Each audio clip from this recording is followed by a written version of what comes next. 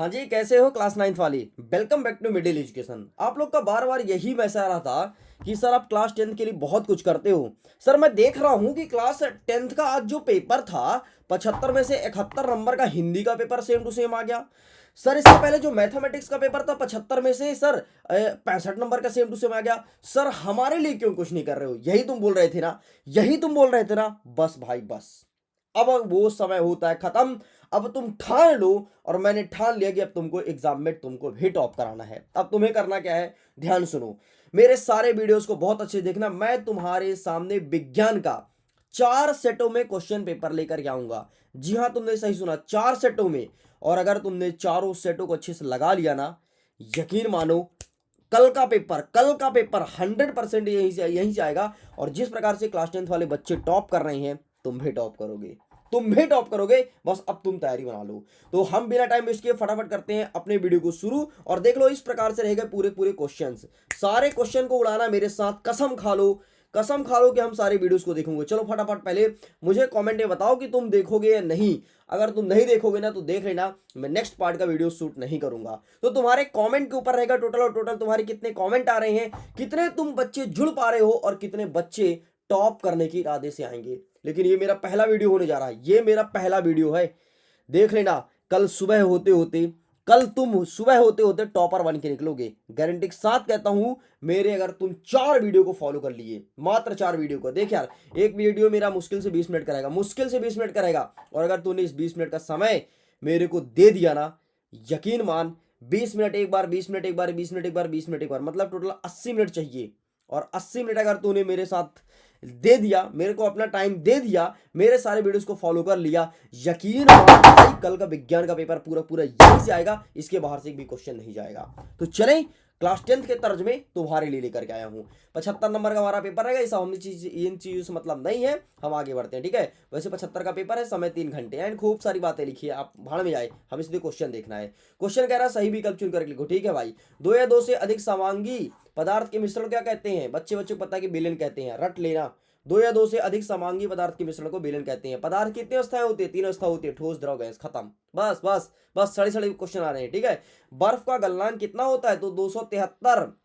Option A नहीं लो, option A नहीं लो, 273 सही उत्तर होगा भाई। यहां पर हो सकता है प्रिंट मिस्टेक हो, तो 273.15 केल्विन यही सही उत्तर हो जाएगा। नेक्स्ट क्या कह रहा है कि मोमबत्ती का जलना कैसा है? तो मोमबत्ती का जलना आपका रासायनिक परिवर्तन है, लेकिन मोमबत्ती का पिघलना भौतिक परिवर्तन है, ध्यान रखना।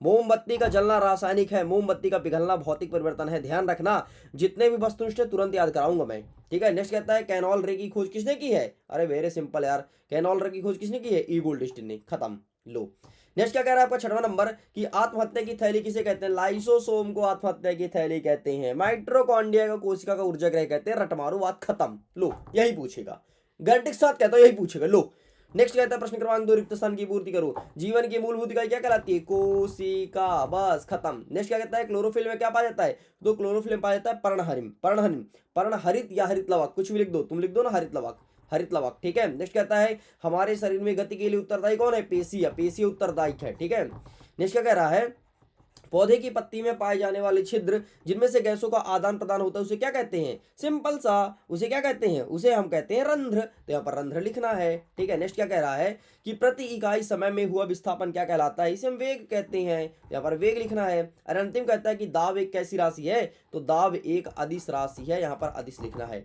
टेंशन मत लेना, सबका आंसर दिखाऊंगा, बस तुम ध्यान चीजों को समझते जाना। अगर तुम इंग्लिश मीडियम के हो तो स्क्रीनशॉट ले लो फटाफट। ये बढ़ते हैं, हमारा प्रश्न नंबर 3 कह रहा है सही जोड़ी को मिलाइए। पहला नंबर कहता है गतिज ऊर्जा, तो गतिज ऊर्जा तुम्हारा तुमको लगाना है 1/2 mv का स्क्वायर, हो जाएगा पहले का उत्तर।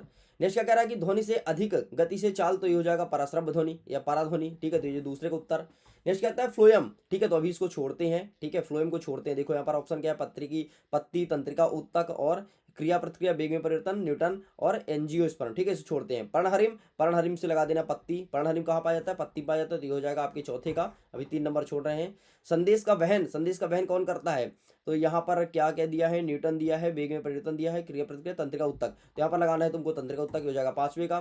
त्वरण, त्वरण का क्या लगाओगे? वेग में परिवर्तन, ठीक है, ये खत्म। ये हो गया 6वां नंबर। अब क्या बचा? फ्लोएम, तो जो जो बचा है उसे लगा दो, तो फ्लोएम का सही आंसर हो जाएगा आपका ये 3रे नंबर का, खत्म। ठीक, इस प्रकार से आपका ये होता है कंप्लीट। अगर इंग्लिश मीडियम के हो तो यहाँ पर स्क्रीनशॉट ले लो।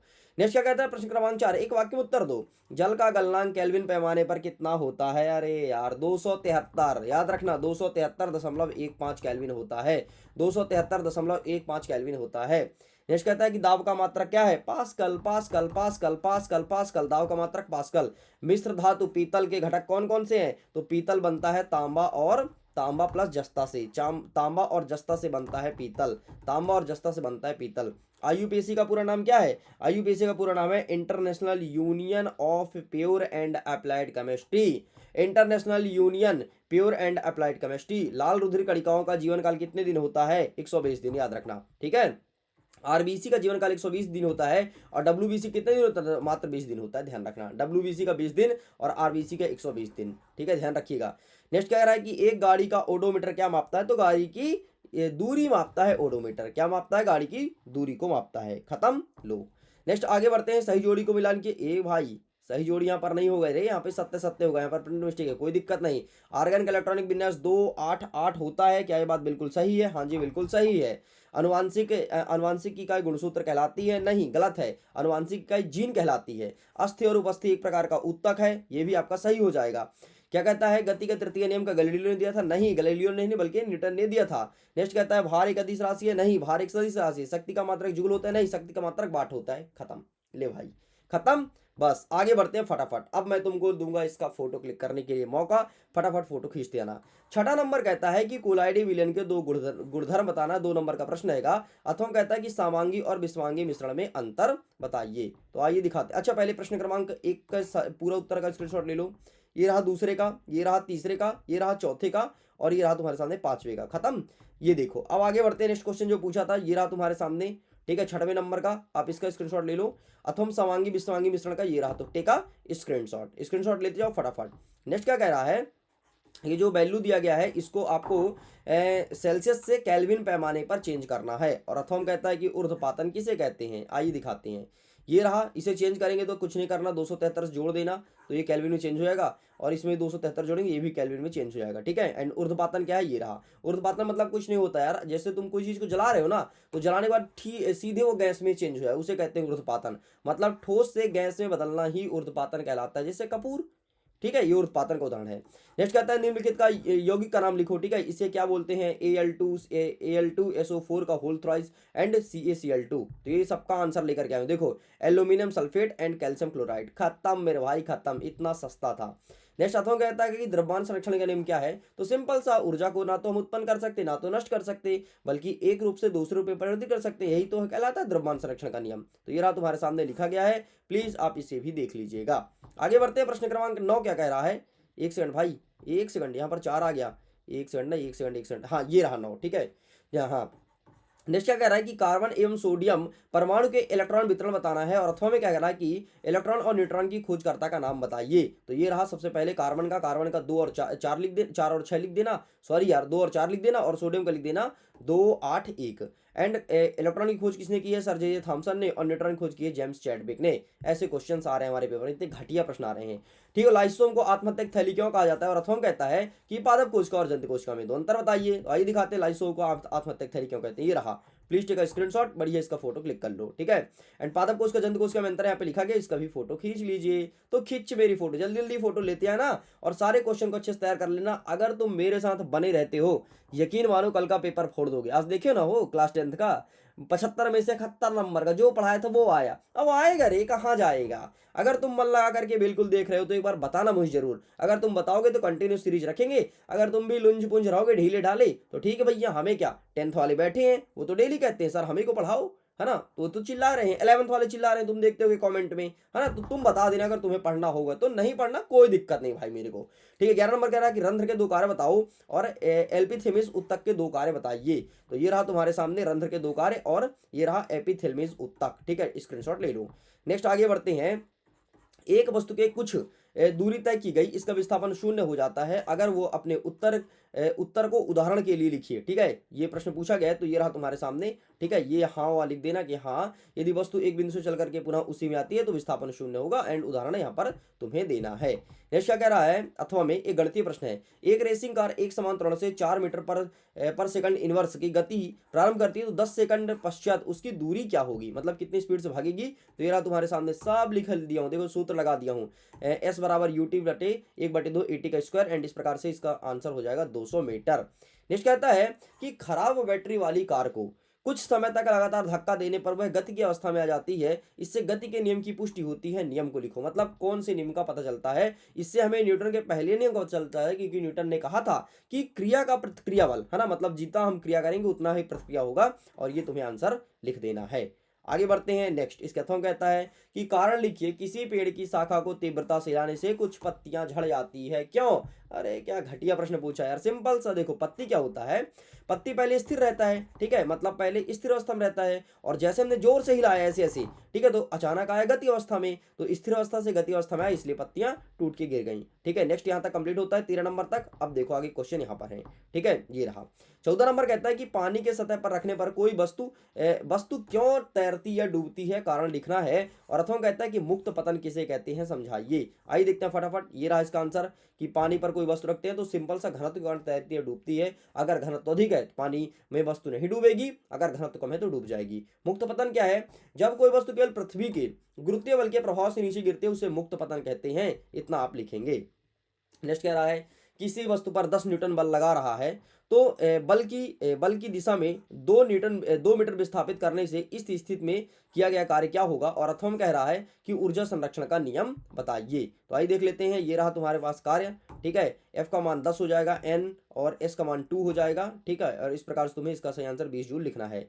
ऊर्जा संरक्षण का यहाँ पे लिखा है, टेका स्क्रीनशॉट। नेक्स्ट कह रहा है कि गुरुत्वीय त्वरण को परिभाषित करो, और अथवा कह रहा है कि मुक्त पतन को परिभाषित कीजिए। ठीक है, ये क्वेश्चन बहुत ज्यादा इंपॉर्टेंट है, इसलिए मैंने 2 बार डाल दिया। 2 बार इसलिए डाला क्योंकि बार बार रिवीजन होगा तभी जाकर के एग्जाम में टॉप करोगे। ठीक है, तो आगे एग्जाम में इसलिए क्वेश्चन रिपीट कर रहा हूं। रिपीट वही क्वेश्चन करूंगा जो बहुत ज्यादा है और आपके कल के पेपर में देखने को मिलेगा। अरे यार 100% रियल क्वेश्चन मिल रहा है, बस ये है 4 सेटों में मिल रहा। बस अब तुम समझ जाओ क्या करना है क्या नहीं करना है। समझ गए, गुड। नेक्स्ट क्या कह रहा है कि ऊर्जा संरक्षण का नियम देख लो, मैंने फिर से दे दिया। क्या मुझे शौक थोड़ा लगा था यहाँ पे भी दूं यहाँ पे दूं, लेकिन भैया कुछ तो बात है ना। किसी वस्तु के स्थिति ऊर्जा को परिभाषित कीजिए, ये प्रश्न पूछा है, तो ये रहा तुम्हारे सामने। फटाफट आप इसका स्क्रीनशॉट ले लीजिए। ठीक है, नेक्स्ट ये रहा इसका अथवा वाला, तो आप इसका भी स्क्रीनशॉट ले लो।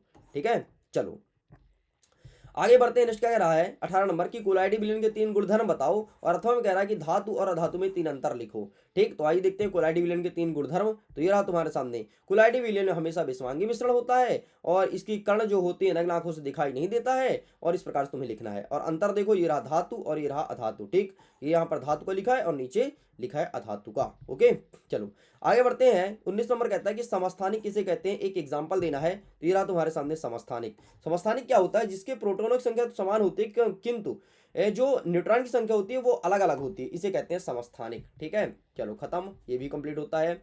आगे देख लेते हैं। इसका अथवा कहता है कि रदरफोर्ड का परमाणु मॉडल बताओ। तो आइए दिखा देते हैं रदरफोर्ड का मॉडल। ये रहा तुम्हारे सामने। ठीक है, 4 पॉइंट लिखा है, चुपचाप उतार देना क्योंकि ये प्रश्न कितने नंबर का है, अभी तो 3 नंबर का है, लेकिन लिखना पड़ेगा। ठीक है, 4 पॉइंट।